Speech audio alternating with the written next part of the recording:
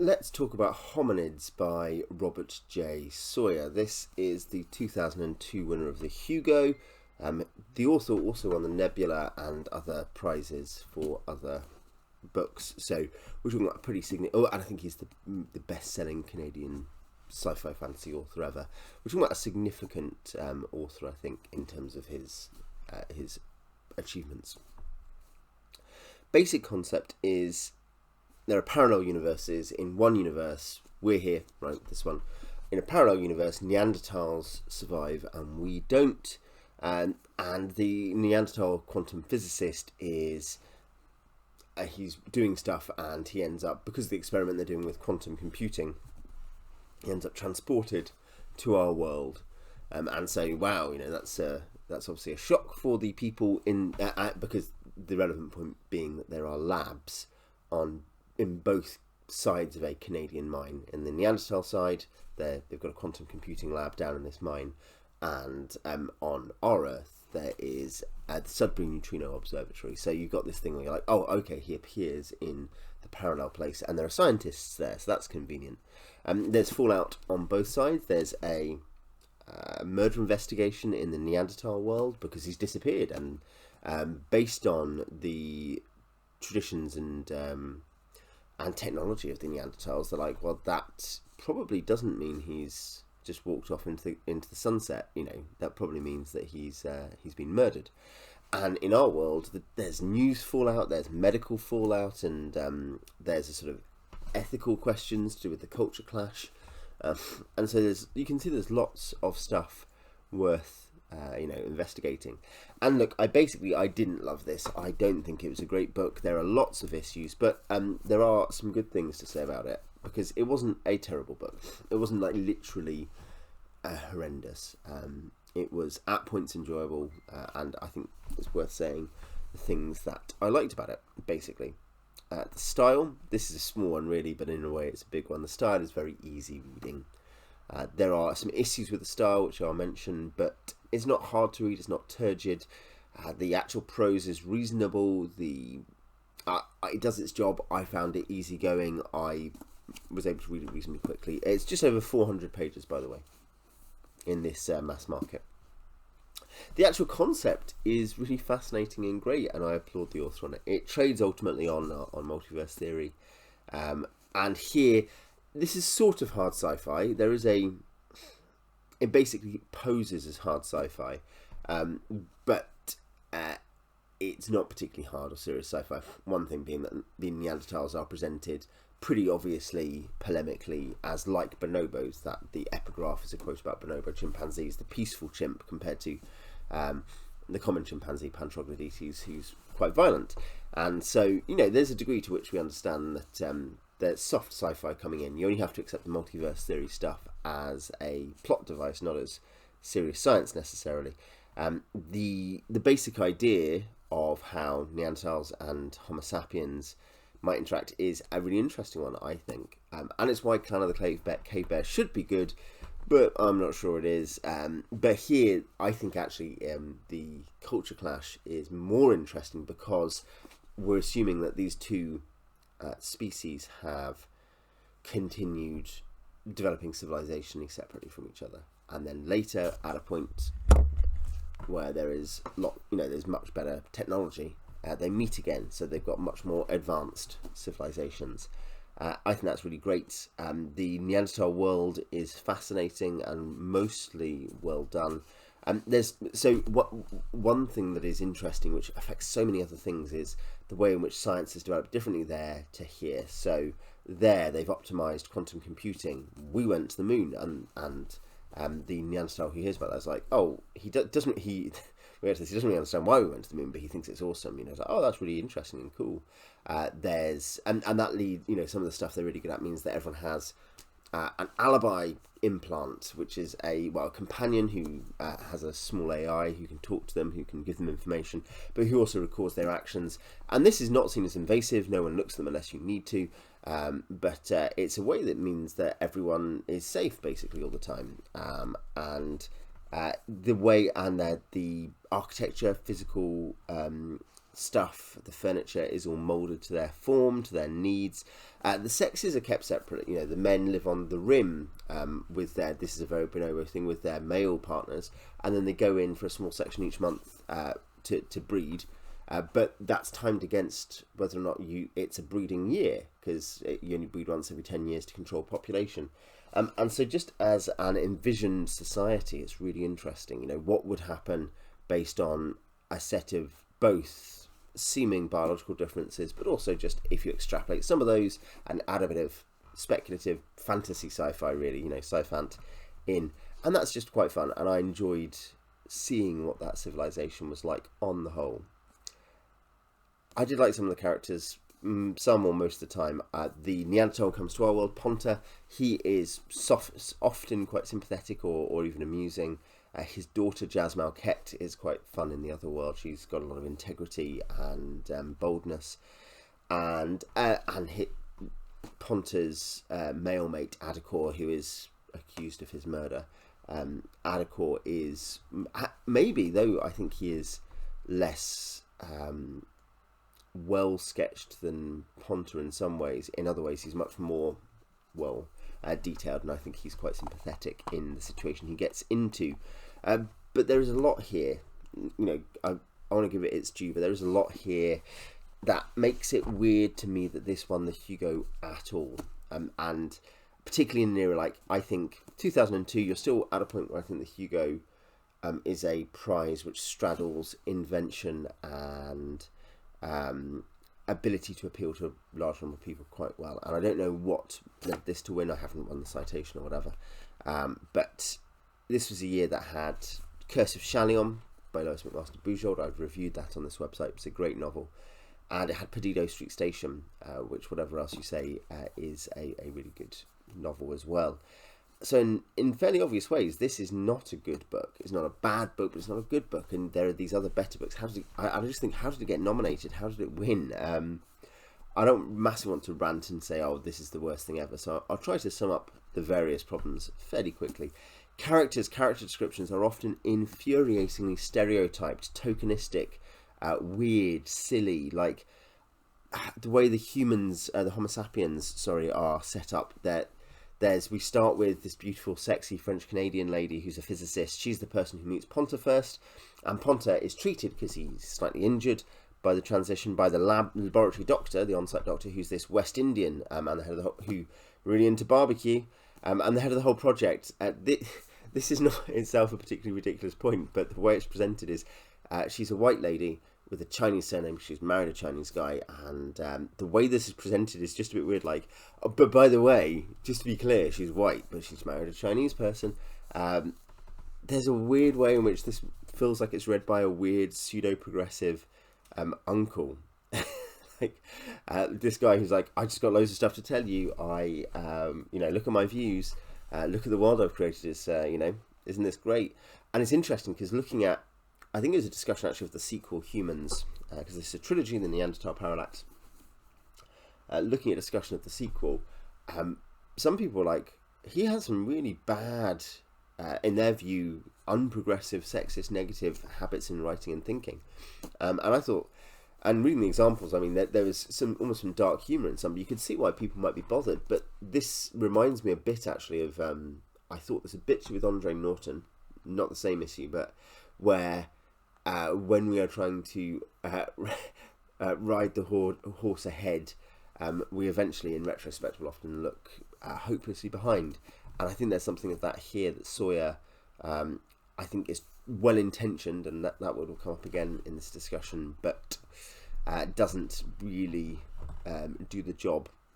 Authorial voice, there are actually more egregious problems than this ridiculous way of presenting characters as non-organic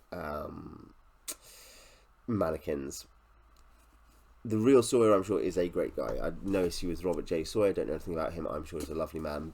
But let's be Bartesian for a moment and kill the author and just talk about the textual author.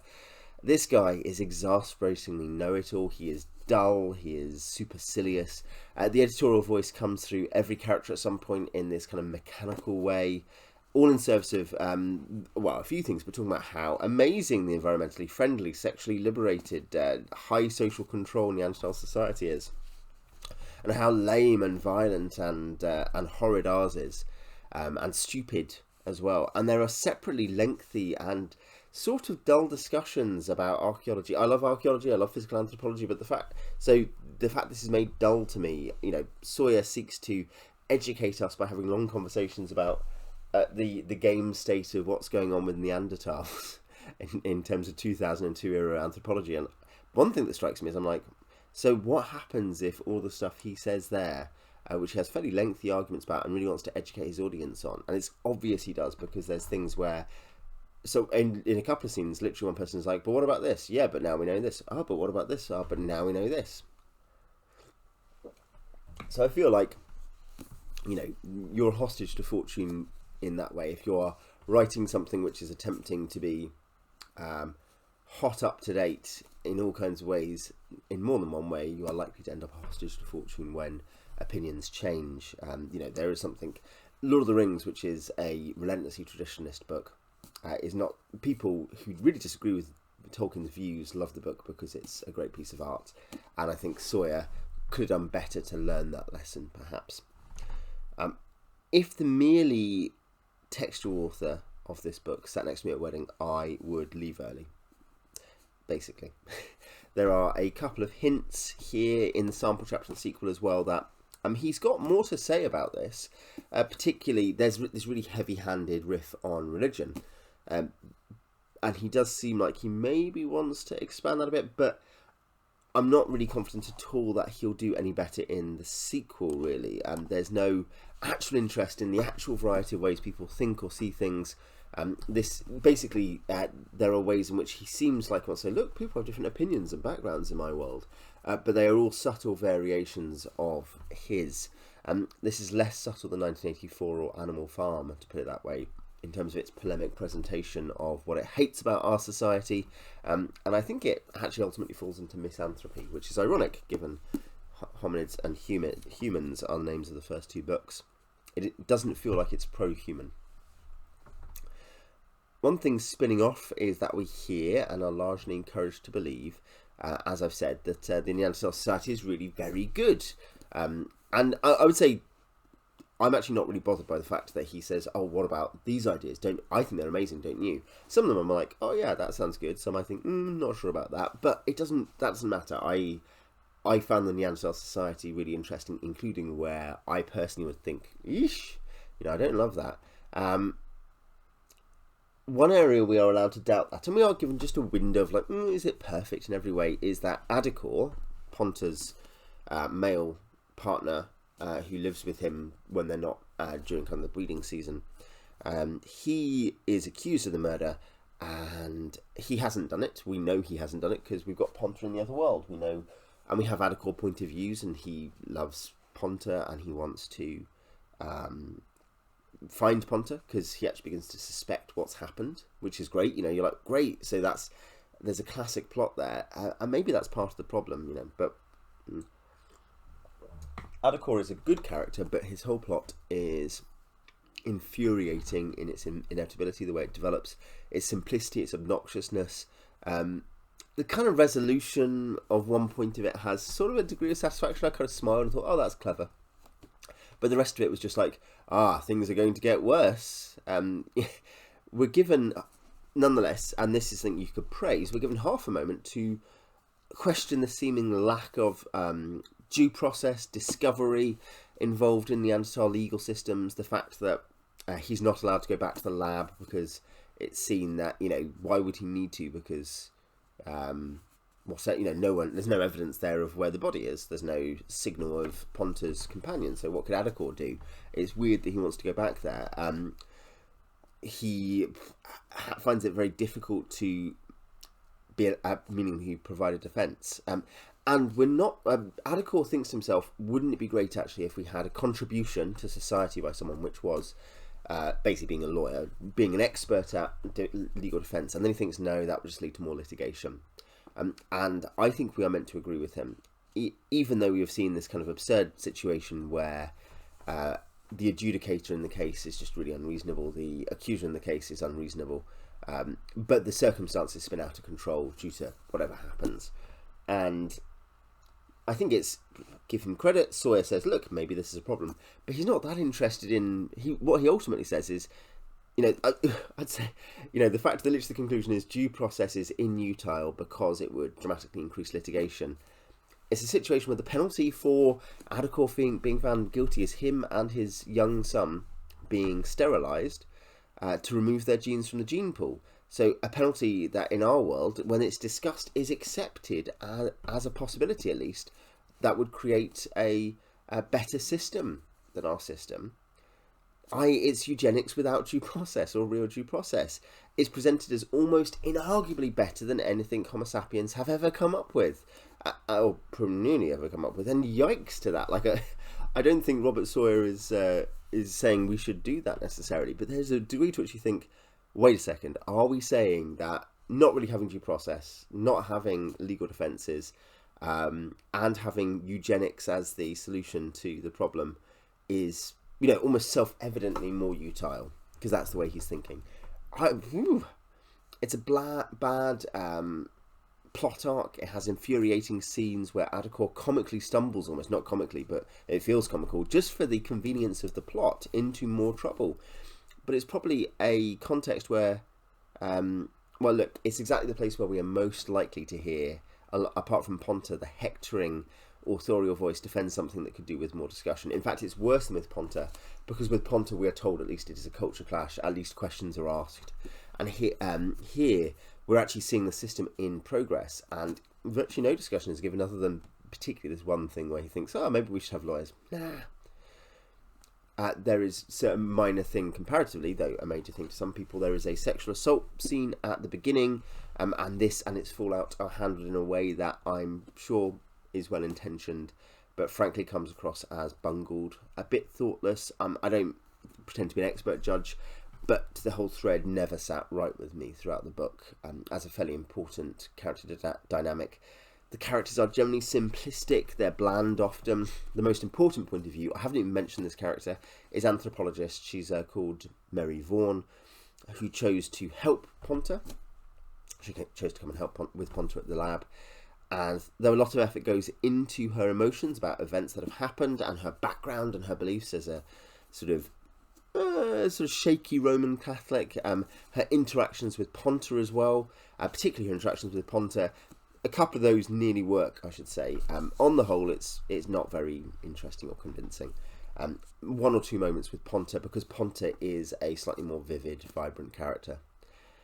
She's often an obnoxious authorial mouthpiece. Mary Vaughan herself is fine as a character, not too obnoxious on her own, but she is often the worst victim of kind of over chatty uncle syndrome in this book. And she doesn't seem to have any real intelligent thoughts or beliefs outside of her expertise in anthropology. Really, her views on the ethics of the situation, on the emotions of the situation, on the philosophical discussions she has with Ponta, she doesn't come across as particularly clever. And that's actually really unfortunate, because you think, wouldn't that be so interesting if you have this incredibly intelligent Neanderthal physicist with an incredibly different worldview that doesn't really conceive of the things that we believe or have believed, or the way we talk about things now. On the other hand, and there's a separate conversation where Louise, the sexy French-Canadian physicist, has a similar kind of conversation where she's like, look at this amazing insight he's had into how ridiculous our views are. And Mary's like, oh, that is so interesting. Whereas you have these incredibly intelligent humans, the physicist, the anthropologist, less so the doctor, because he's not dealing with the big high-level questions on the whole. But you're like, these people just come across like morons, and we're not sending our best. These aren't really the best people we could be putting into the situation, but they are meant to be. We're meant to see them as the best, and you think, that's tedious. It's like a bad season 3 of Star Trek, the original series episode. It's one of those ones where you're like, this is cringe. The author, the writers just want to sit me down and tell me what to think. So yeah, I didn't hate it. I'm probably sounding more negative than I felt.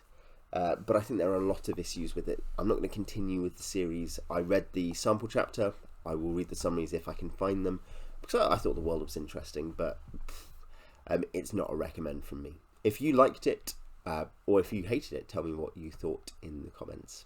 Till next time.